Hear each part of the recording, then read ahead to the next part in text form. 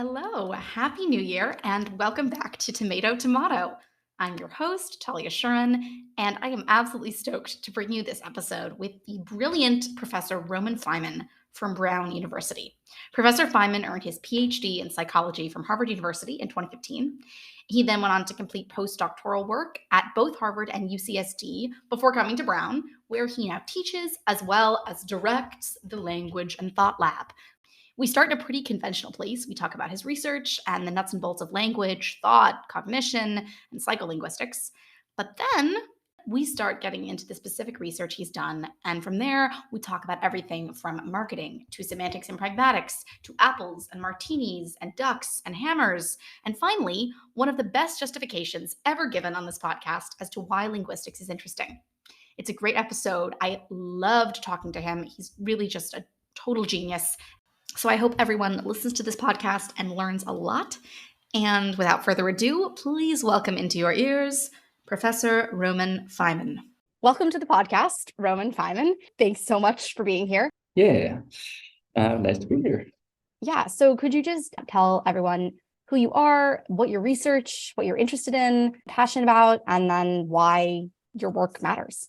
Yeah, so I study language acquisition and cognitive development or conceptual development mostly, and how those two things interact and what they kind of have to do with each other. So part of my work is looking at how kids learn language and how kids learn the ability in particular to understand the most abstract components of language, the most abstract words, and how they learn to put words together into more complex sentences.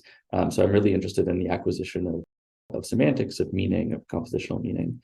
And then part of my work is trying to understand how adults use language to express complex ideas and what those ideas translate to on the meaning side. That's very cool. So to give us just a little bit more specific about your work and what you do a lot in psychology, right? You have a PhD in psychology. You're sort of looking at those intersections between psychology and linguistics. So what does psychology have to do with linguistics? And what sort of would someone who's maybe unfamiliar with linguistics to the degree that you are or I am, what should they know about psychology and linguistics? Yeah, so it's interesting because there are sides of linguistics that are kind of farther from psychology, and there are sides of linguistics that are kind of closer to psychology. And then there are sides of psychology that are really far from linguistics, and there are sides of psychology that are pretty close. So I think the most kind of well-known intersection is that there's a whole other, separate field of psycholinguistics, which is basically the combination of psychology and linguistics. In practice, a lot of psycholinguistics is actually dealing with a pretty small part of where psychology and linguistics could make contact in principle. So a lot of psycholinguistics is about kind of online language processing. No, definitely not all of it, but in practice, a lot of it has been about things like parsing the grammar of a sentence or understanding the meaning of a sentence kind of as you're hearing it, or how you produce a sentence, how you go from the kind of grammatical knowledge that you might have to an actual sentence that is coming out of your mouth. So that's been where the most intersection has been. But in general, there's a couple of different ways to think about language. I think you can think about language as an object of study in itself, right? You can take language as a kind of thing you're trying to understand as such. And you can ask questions about it, like, for example, how do languages change over time? Or what kinds of pressures change the nature of a language? And those are questions that you can ask, in some sense, independently of the minds that are using that language, just treating language as a kind of abstract object. So the way I think about this is, you could study chess the same way, right? You could study the theory of chess openings. Now, of course, chess is a thing that is only played by humans and machines that humans invented. It doesn't really exist outside of human minds, but you can still study it as an abstract object separately from the minds that use it. But you could also study the psychology of chess playing. So you could study, for example, how are the minds of chess experts different than the minds of chess novices? And lots of interesting research has been done on that question. And so it's the same, I think, with language. You can study language as an abstract object, or you can study language as a thing that people have in their heads and that they use and understand all the time. And in that second way of looking at it or of thinking about it, there are lots and lots and lots of ways that it intersects with psychology, because psychology is basically trying to understand, cognitive psychology in particular is trying to understand what is people's cognition like, what are their minds like, how does thinking work, and to the extent that we express our thoughts in language, there's a clear point of contact there.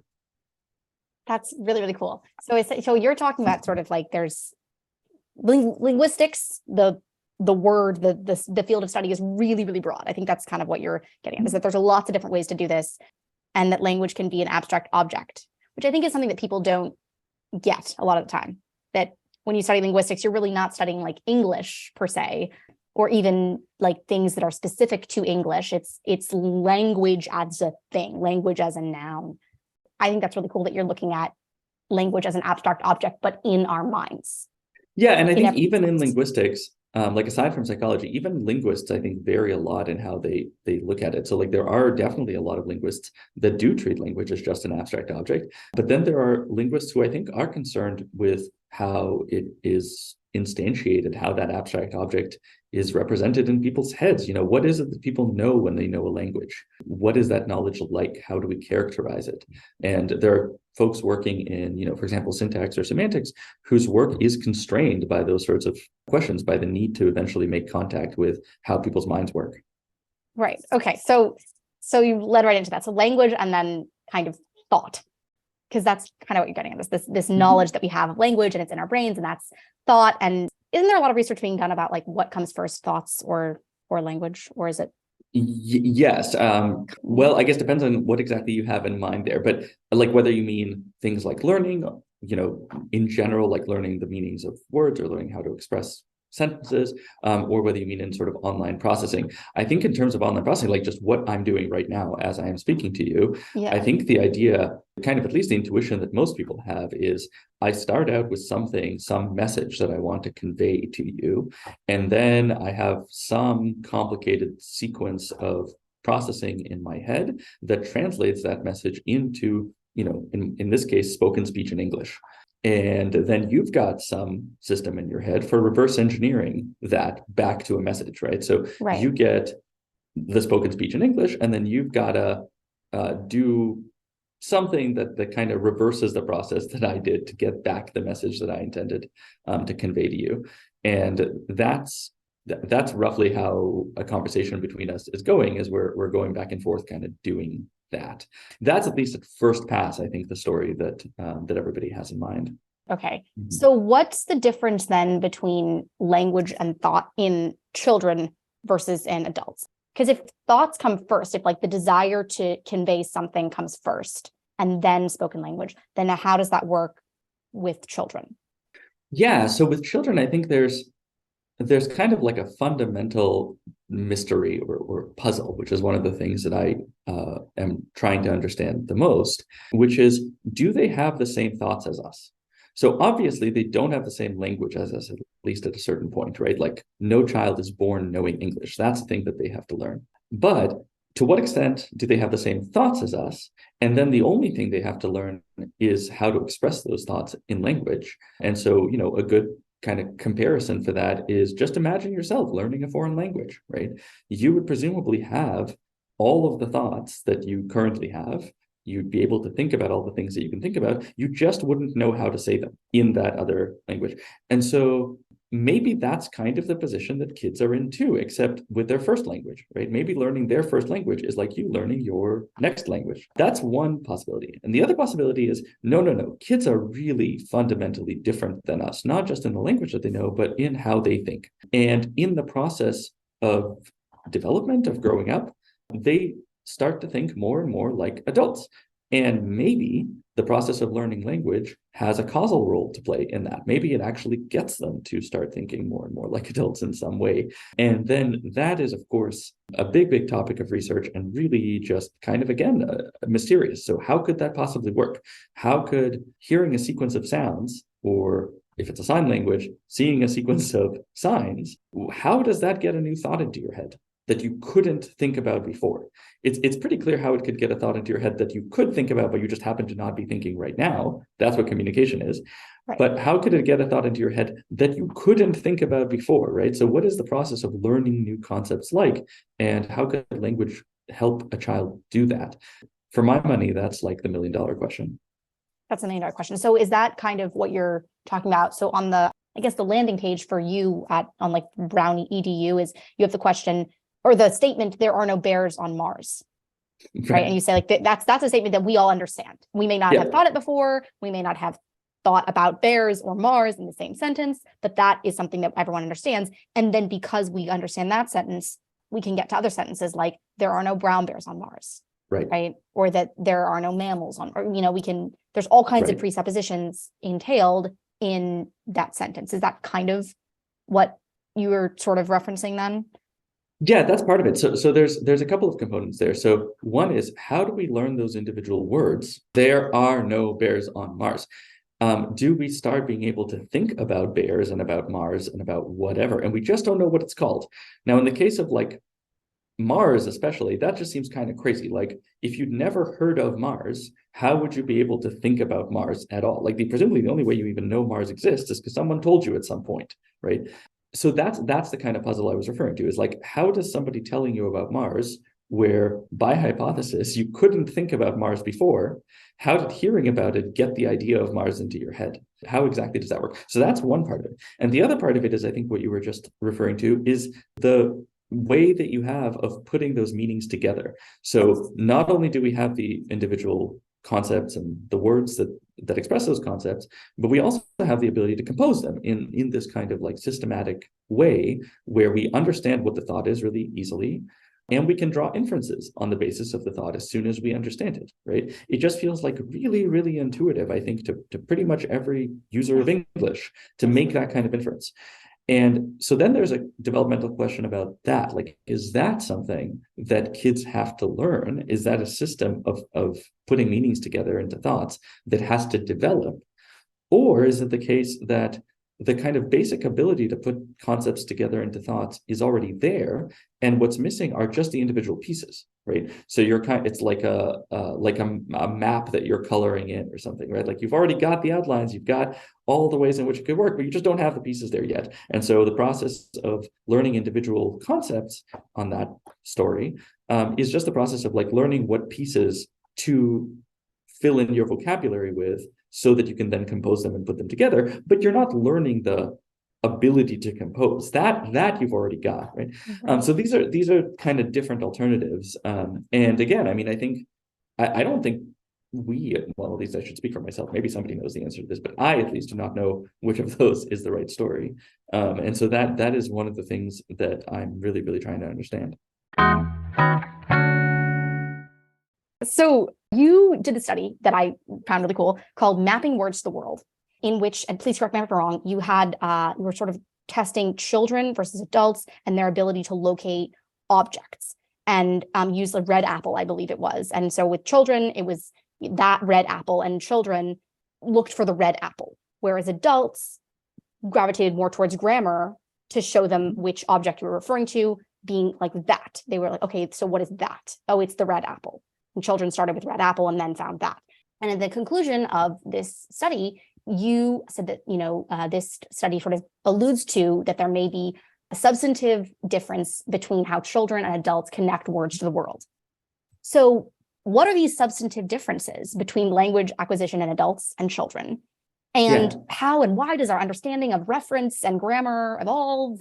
What's going on here with reference? Yeah. I mean, that's a really, really good question. So this is, I should say, this is a study that was really, really led by a postdoc in my lab, Dr. Gabor Brody. He's a wonderful, brilliant scientist, and this was really, really his idea. So I'm just, I was like a contributor and a participant, but I'll tell you about it since I'm here. So what we were interested in that study is just, how do you turn a sentence into an understanding of what out there in the world someone is talking about. And so this is, in philosophy of mind and of language, this is kind of the classic problem of reference. How do you figure out that a particular sentence or a particular phrase refers to, is about something out there in the world? How do you pick which thing in the world it's about, right? So if I tell you, like, hey, there's a red apple in my bag, and then I pull it out and I say, oh, look, it's that red apple. you have some idea that I'm talking about the same thing twice, right? That the first time I said a red apple in my bag, and the second time I said that red apple, both of those were about the same thing, Right. right? Yeah. That there's like one object in the world that those two sentences refer to.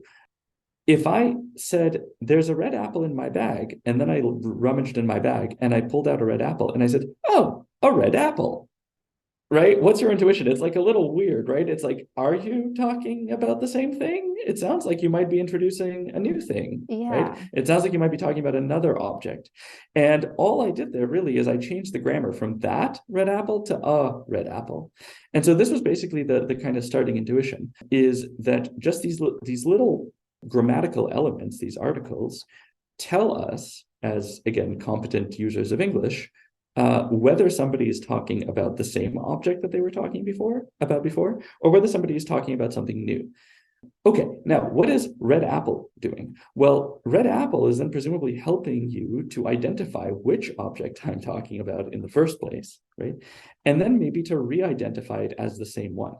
But if the grammatical particle, like if the word that is already telling you that I'm talking back about the thing I was just talking about, the same thing, then what is red apple doing in that case, in that red apple?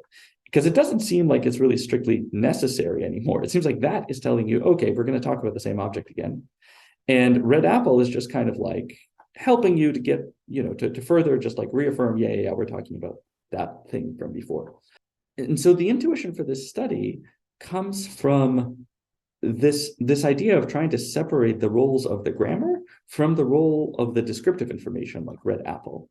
And this goes back to this old idea, I think this is from the 60s. It was kind of like a thought experiment first proposed by philosopher Donnellan, who just pointed out, look, descriptive information can just be false, like all the time. And we have absolutely no problem figuring out who or what someone is talking about, even when it's false. And so his example was just like, imagine you're at a party and you're talking to the host who knows everybody at the party, and you point to some guy and you say, hey, who's that guy drinking a martini? And it turns out that guy is not drinking a martini. He's holding a martini glass, but he's actually drinking water. And maybe the host knows that, right? Okay, nevertheless, the host who you're talking to has no problem telling who you're talking about, right? You can both kind of figure out that, oh yeah, you mean that guy over there. The fact that he happens to not actually be drinking a martini, like the fact that that description just happens to be false in that particular case, just kind of doesn't matter, right? It doesn't matter for your ability or the person you're talking to, their ability to figure out who you're talking about. So what we basically wanted to know is whether kids would have the same ability, right? So first we wanted to give a kind of like experimental demonstration that adults would really do this kind of thing that Donnellan imagined they would do, right? Or that kind of feels intuitive from this example, that they really would be able to identify an object, even if the description doesn't really match. And we wanted to know if kids would do the same thing. So basically whether kids understand this kind of information the same way that adults do. So Gabor's really clever idea for how to do this was, okay, let's just have an object that transforms. Let's have a magical object that starts out being one thing, and then you wave a magic wand over it and it becomes something else. So we're going to start with like a hammer, and then you wave a magic wand over it, and now it changes into a duck. And I'm going to say, hey, look at that hammer. Now, it's not a hammer anymore. Now, at the time that I'm saying that, it's a duck. But you were first introduced to it as a hammer, right? And when I say that hammer, you can kind of figure out which thing I mean. I mean, that thing that we were just talking about, the one that used to be a hammer. And the fact that it's no longer a hammer is just kind of like incidental. It doesn't break your mind. It doesn't make you think we're talking about something totally different.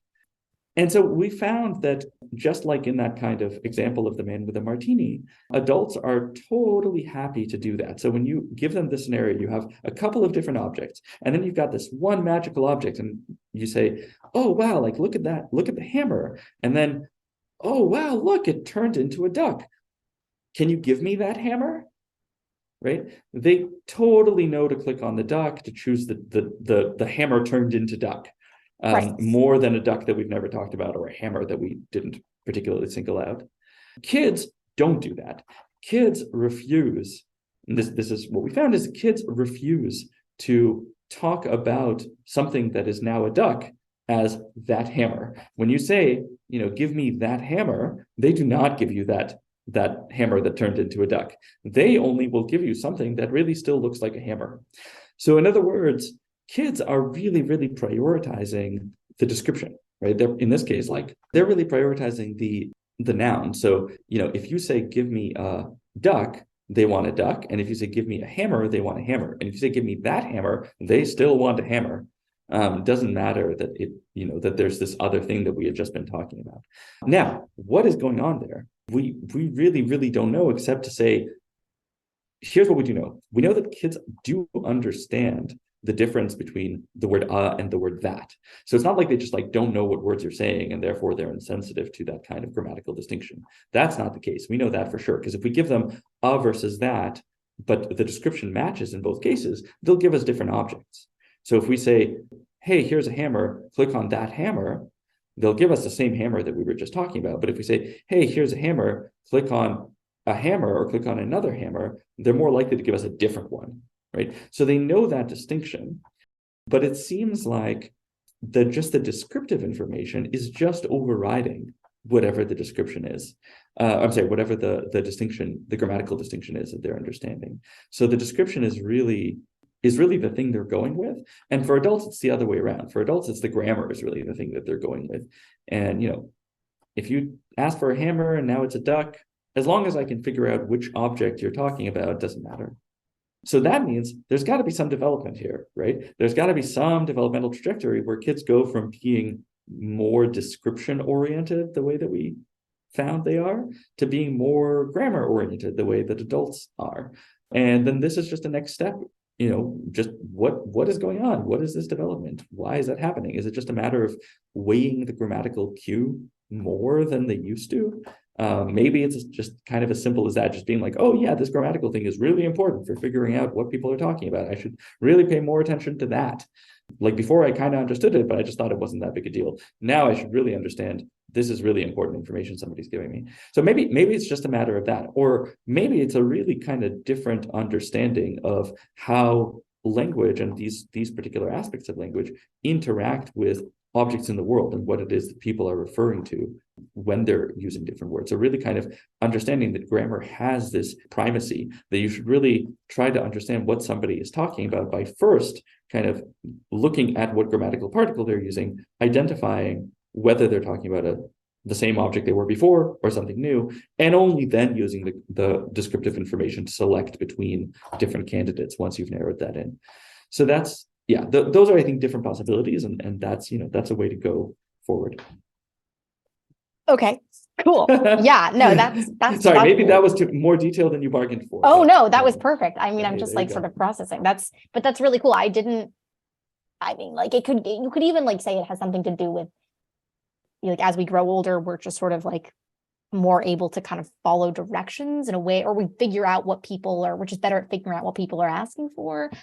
I mean, I feel like there's so many different possible explanations for why we've changed, right? Because right. I think there's kind of two questions. You could say, okay, why are kids like this and adults are this, and maybe adults is the right way, or why is it that we went from prioritizing descriptions to prioritizing grammar? Why did that happen, I guess? Right. Yeah. Right. Exactly. So, is it just kind of learning how people around you tend to talk and what they tend to mean? And the more information you get about that, the more you kind of calibrate. It's not like adults are doing it the right way. I mean, there's no right or wrong way to do it. But if you're a kid, you basically have to figure out how adults talk, just because that's what's happening around you. And that's the information that you have to extract, right? And so maybe you're just learning kind of their patterns of, what are they talking about when they say certain things? Or maybe there's a real kind of maturation of, just your system for understanding language in general. So it's not just a matter of learning what the right cues are. It's a matter of the way that language works in your head really structurally changing, right? So you just didn't understand or couldn't understand the importance of grammar in conveying this information, and then something happens and that kind of clues you in. And then of course, the mystery would be, well, what happens? What is that thing that changes? So I think there's a a couple of different open possibilities there. But fundamentally, I think you're right that it's about learning, what is it that people intend? What is it that people mean? But the way that we communicate what people intend, what we intend, is by using some words and not other words, right? So that's like, or choosing one grammatical article, or choosing versus that, or choosing that versus and that's what I use to tell you, am I talking about that object or this other one, right? And so that's exactly the information that kids have to clue into to do the intention reading, to do the right kind of figuring out what you mean. I wanted to ask you about semantics and pragmatics, because I know that that's a big thing in your work. So overview of what that is for people who don't know, I guess, and then the difference between the two and our understanding of them. And what did I say in my question? I said, and how the difference between the two are very well understood despite no formal instruction, right? Why is it that we know the difference between semantics and pragmatics really, really well? Everyone, even though no one explains this, because you're going to have to explain what the difference is right now. Right. Okay, so here is, I think, broadly how linguists or psycholinguists think about the difference between semantics and pragmatics. The idea is that we can understand how language works in your head, not in your conscious awareness, right? But in this unconscious system of knowledge that you have about the language that you use. We can understand that by decomposing it into kind of two separate parts. There's the semantics part, which is basically what is, kind of think of it as the literal meaning of the words you're using, of the way that those words are composing into a sentence.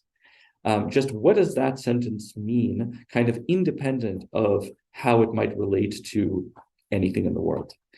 So just to give you an example, like if I say the cat barked versus the dog barked, you know that one of those things is talking about a cat, one of those things is talking about the dog or a dog. You don't know which ones, right? Like I haven't told you anything about the world. You don't know which cat I'm talking about or which dog, or whether even this is real or imaginary, whether I made it up, whether it's true or false. But there's a sense in which you kind of know what that means, right? And you know what the difference is.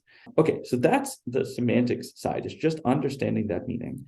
And then the pragmatic side is connecting that meaning, so taking that meaning and connecting it to the world, interpreting it relative to some particular state of affairs. So, if I see a dog or I see a cat, and then I say the cat barked, the pragmatics would be taking the meaning of my sentence and then interpreting it relative to, like, okay, what are we talking about? Oh yeah, it's that cat, the cat that I see, the cat that maybe you can see too, right? Relative to that particular thing in the world.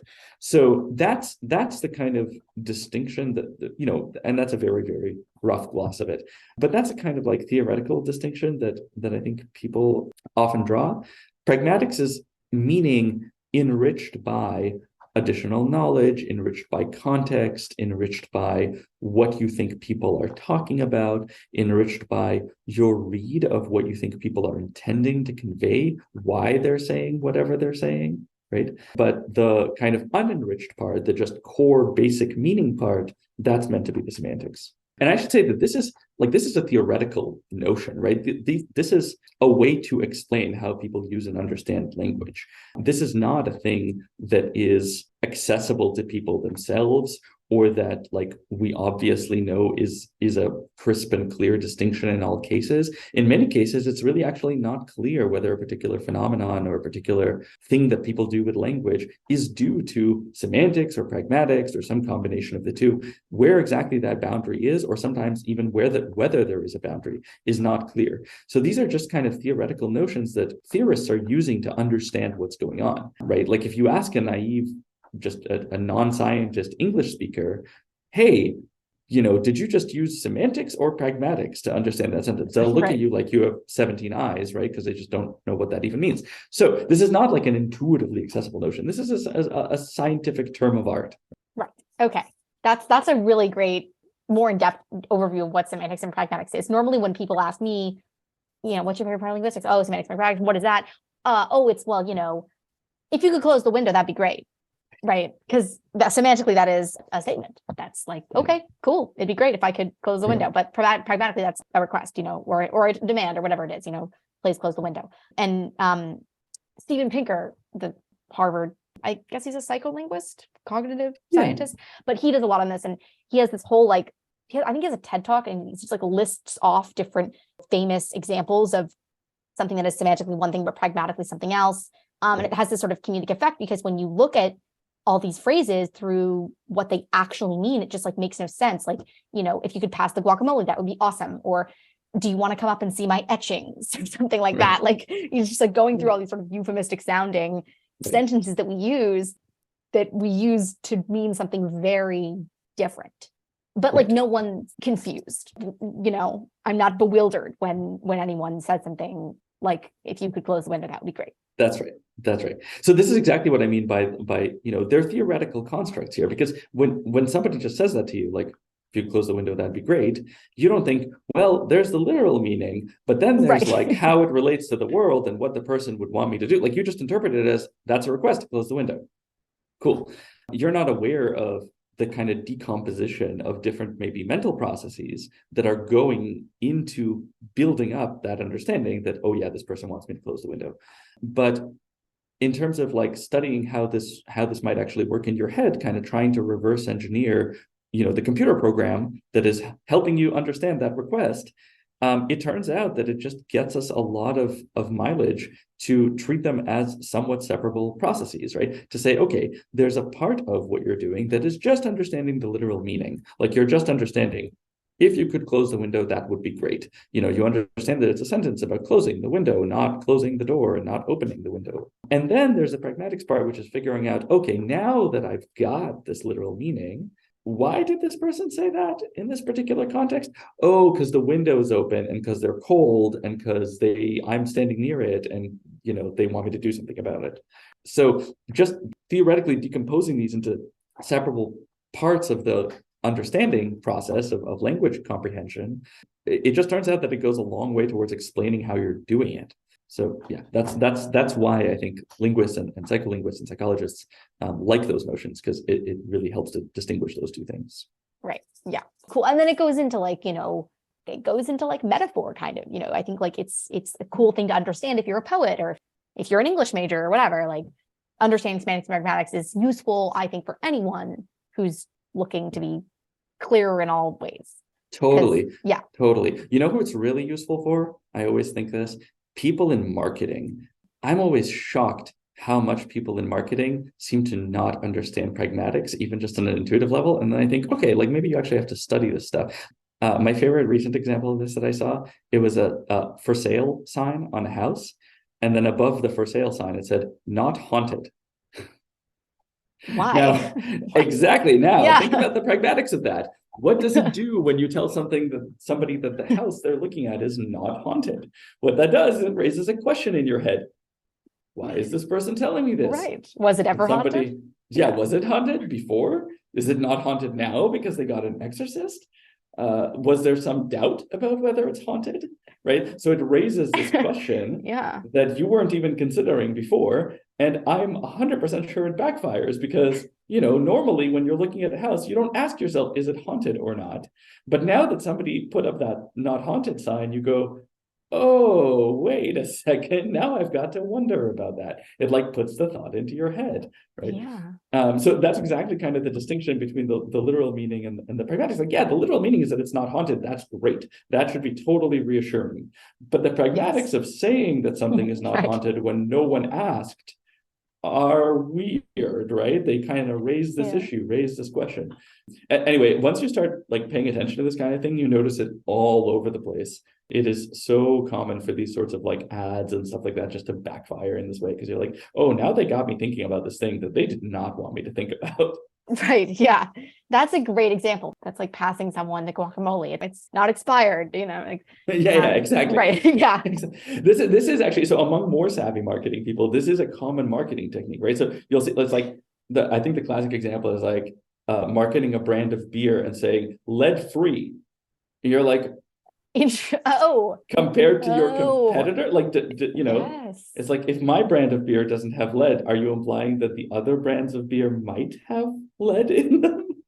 Right? Interesting. So if anyone's listening and works for a dark chocolate company, my mother sent me an article the other day. Apparently, like Consumer Reports did a study now on dark chocolate, and there's like high levels of lead in dark chocolate. Apparently they're finding like dangerous metals or whatever. And Ghirardelli is apparently low in these dangerous metals. So Right. Ghirardelli should start putting on their packaging like only this much lead in our dark chocolate. Don't buy the other brands. They have Well, right. more. Yeah. So here's the trick is how do you get the right contrast into people's heads? Because if you just put lead free, that's like putting not haunted, right? Right. So if you just put lead free, people are going to be like, is that like a new recipe? Did old Ghirardelli used to have lead in it? But you want to put in lead free, unlike our competitors. So there are subtle ways of doing that, right? Like you can say the lead free chocolate, implying that Yes. it's the only one. It's unique, right? There's a bunch Yeah. of other chocolates, and those ones are maybe not the lead free ones, right? This is the one. So anyway, there's kind of like a bunch of little kind of linguistic tricks that one can use to do that. But I'm always struck by how insensitive people who do advertising are Yes. to the kind of message that they're communicating a lot of the time. Like they're just often communicating something that I really don't think they intend to be. Yeah. Like Yes. with the not haunted thing. Yeah.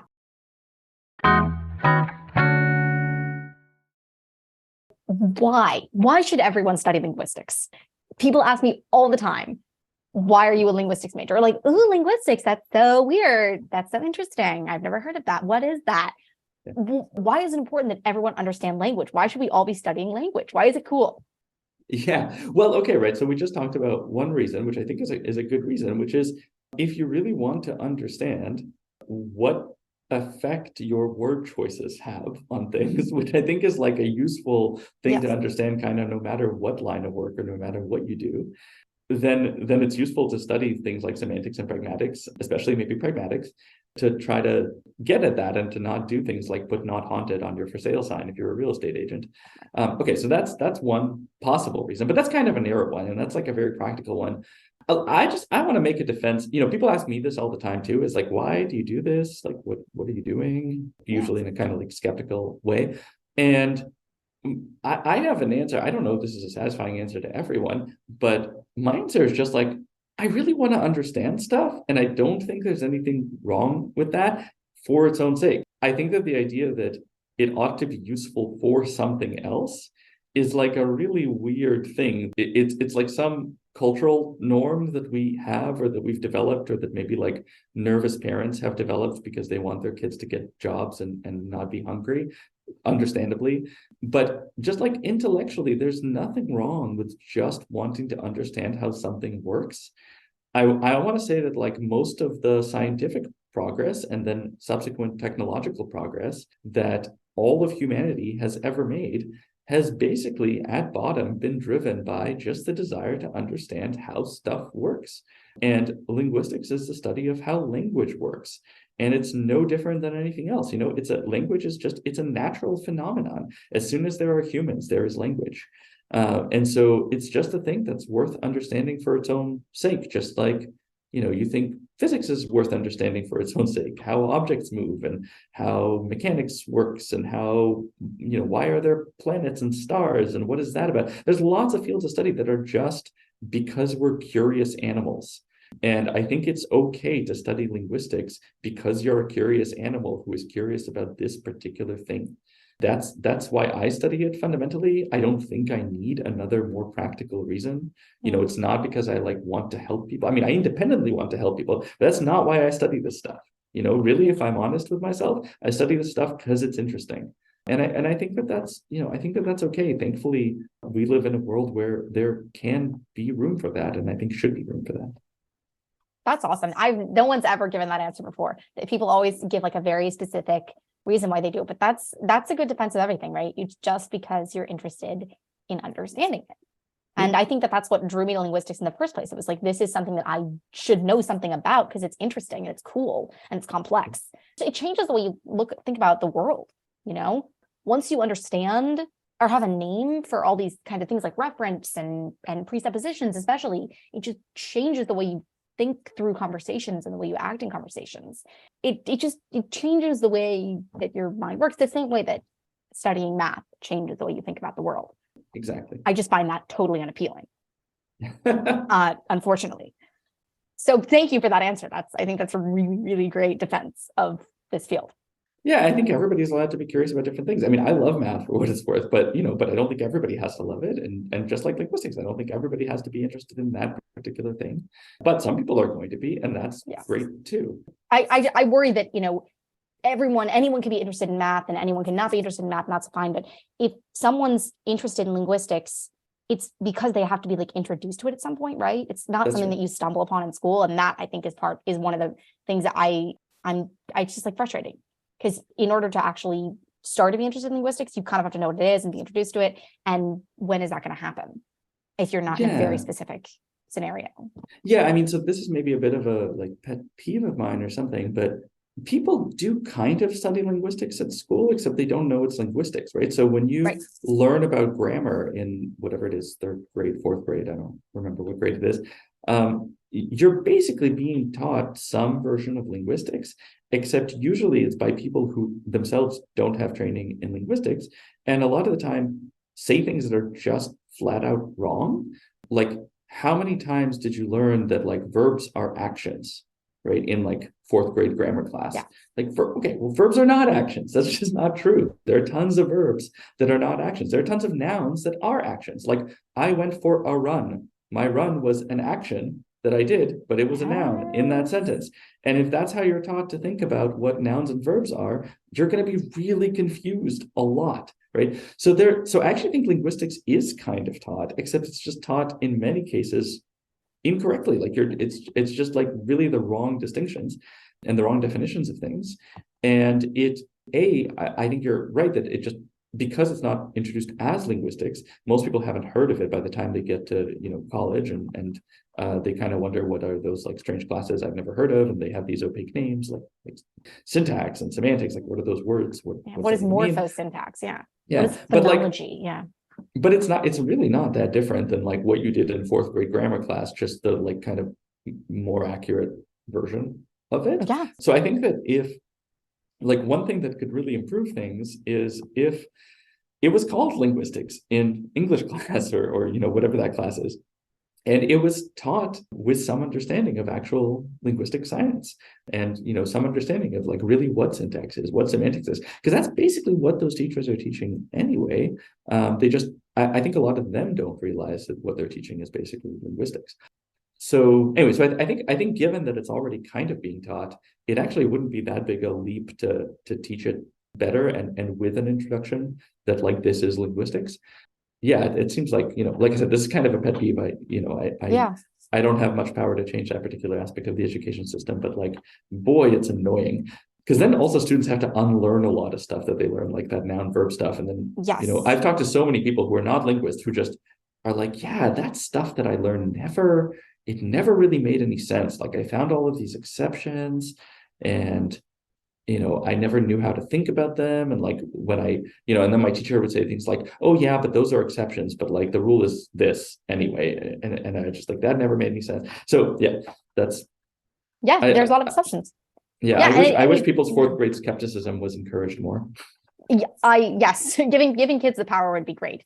Yeah, we noun verbs and we verb nouns, and Yes. we do it willy-nilly. And Google is now a verb that all of us know. It wasn't a verb 20 years ago that anyone knew. It started out as a noun, as the name of this company or the search engine, and it immediately became a verb, right? And this kind of stuff just happens constantly. That's why dictionaries have to keep introducing new words, because we keep making them up. And there's nothing wrong with that, right? Nobody is doing anything wrong when they're making up new words. This is just how language works. This is what we all do, and it's fine. It's not, speaking inappropriately. Thank you so much for listening to Tomato Tomato. I've been your host, Talia Sherman, and that was my interview with Professor Roman Feiman. You can find links to his research and to his website and to research that he mentioned in the interview in the episode description. Thanks so much to Professor Feiman for joining me for this podcast episode, and I will speak to you in the next episode. Bye.